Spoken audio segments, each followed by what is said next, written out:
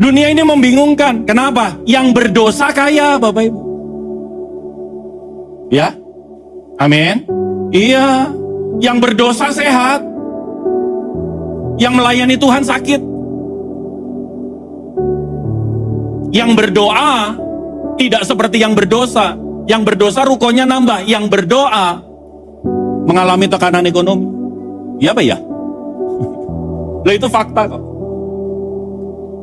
Kalau Anda menganut iman linier, iman yang kalau kamu kasih ini dapat ini, kamu kasih ini dapat ini, kamu buat begini sama Tuhan, Tuhan lakukan ini. Saya mau kasih tahu, it won't works. Nggak akan berhasil. Dan Anda akan masuk jatuh pada yang namanya kekecewaan. Banyak orang kepleset hari ini. Kenapa? Udahlah, nggak usah kudus-kudus amat. Ini kita masih di dalam dunia. Kalau kudus bener nih, ya kita nggak dapat apa-apa. Ikutlah cara-cara dunia itu. It works. Mereka yang gak setia sama pajak pada kenyataannya mereka tambah kaya kok. Gak ada kok. Emangnya hari ini Anda berdosa besok mati, Anda berdosa besok sakit, Anda berdosa besok miskin? Enggak Bapak Ibu. Loh, itu fakta kok. Inilah dunia Anda. Makanya statement Tuhan Yesus gak salah. Kalau engkau butuh kesaksian dulu, butuh bukti dulu, baru engkau percaya, engkau pasti akan hilang di dalam dunia. 2 Korintus pasal yang kelima ayat yang ke-7 yuk. Engkau harus hidup punya prinsip hidup yang seperti ini. Kita baca, apa katanya? Sebab hidup kami ini adalah hidup karena percaya, bukan karena. Amin Bapak Ibu. Live by faith, not by sight. Itu yang seharusnya. Kenyataan boleh kenyataan boleh berbanding terbalik dengan apa yang aku percayai, tetapi yang pasti terjadi dalam hidupku adalah apa yang Tuhan rencanakan, dan itu pasti yang terbaik. Amin. Baru kita bisa hidup, baru kita bisa survive, baru kita bisa menang. Jangan selalu minta bukti. Jangan tunggu bukti dulu. Kalau begini aku akan begini, kalau begini akan no. Kalau imanmu seperti itu iman yang terlalu cetek. Orang kalau udah kecewa, waduh ngeri Bapak Ibu.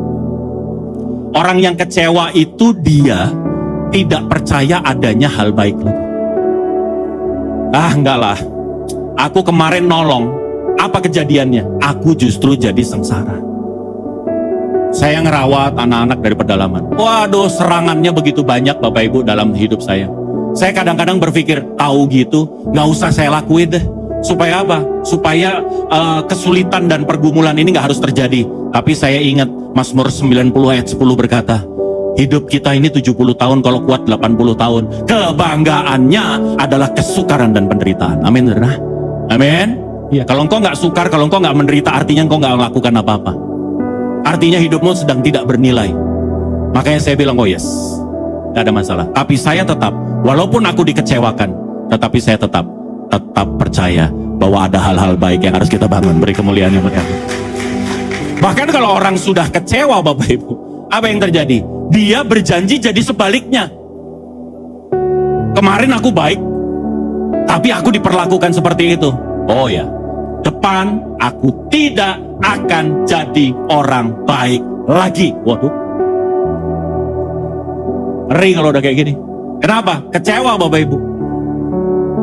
Orang kalau sudah kecewa, dia berhenti melakukan apa yang seharusnya dia lakukan. Bahkan orang kalau sudah kecewa, dia trauma. Oh enggak.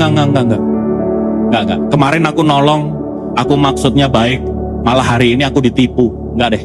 Sudah enggak lagi deh. Dan yang lebih parah, orang kalau sudah kecewa, firman Tuhan katakan, dia akan cenderung menolak Tuhan. Oleh sebab itu kita ini menyebut berbahagia orang-orang gegabah, bukan saja mujur, orang-orang yang berbuat fasik itu, tetapi dengan mencobai Allah pun mereka, loh itu ada di sekitar kita Pak. Ada di sekitar kita. Coba lihat klub-klub yang gede-gede itu, yang hari ini dibangun Bapak Ibu. Lihat, kalau Anda lihat parkirannya, itu mobil-mobil mewah parkir di sana Bapak Ibu. Mobil-mobil yang mungkin hari ini menjadi impian saudara. Makanya jangan lekatkan hari kita sama dunia. Engkau akan jadi orang yang kecewa. Ayo Bapak Ibu. Sia-sia Pak. Buat apa Pak? Makanya orang kalau disuruh kudus, udahlah, kesempurnaan hanya milik Tuhan. Ini ayat Dorce 3 ayat 25. Saudara. Kalau di Alkitab nggak ada. Bapak Ibu, kita udah nggak mau kudus, enggak lah. Kenapa? Karena aku lihat orang yang nggak kudus. Jangan bandingkan dirimu dengan orang lain. Engkau jadi akan kecewa. Apalagi engkau merasa engkau lebih suci dari orang itu. Engkau lebih tidak fasik dari orang itu. Engkau lebih kudus dari dia. Amin Bapak Ibu. Kalau engkau melakukan ibadahmu, jangan punya motivasi lain kecuali engkau mencintai dia. Bawa hatimu, maka apapun yang kau kerjakan, itu yang terbaik buat Tuhan. Sorga itu nyata, Tuhan itu nyata.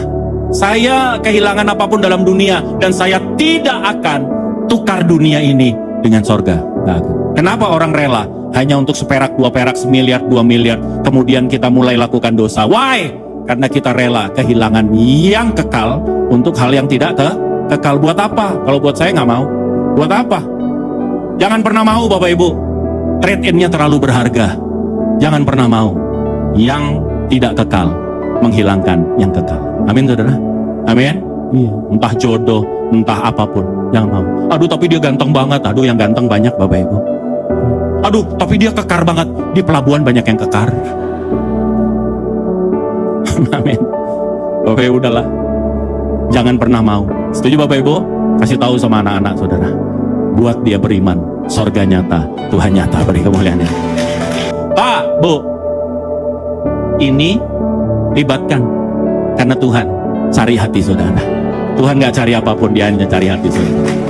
Miliki iman yang sempurna. Dasari semuanya dengan kasih. Percayalah. Engkau tidak akan pernah kecewa. Karena engkau akan berkata, baik tidak baik engkau tetap Tuhanku yang baik. Baik tidak baik engkau tetap Bapakku yang baik. Dapat atau tidak dapat bukan persoalan. Yang penting aku tetap bersama dengan engkau.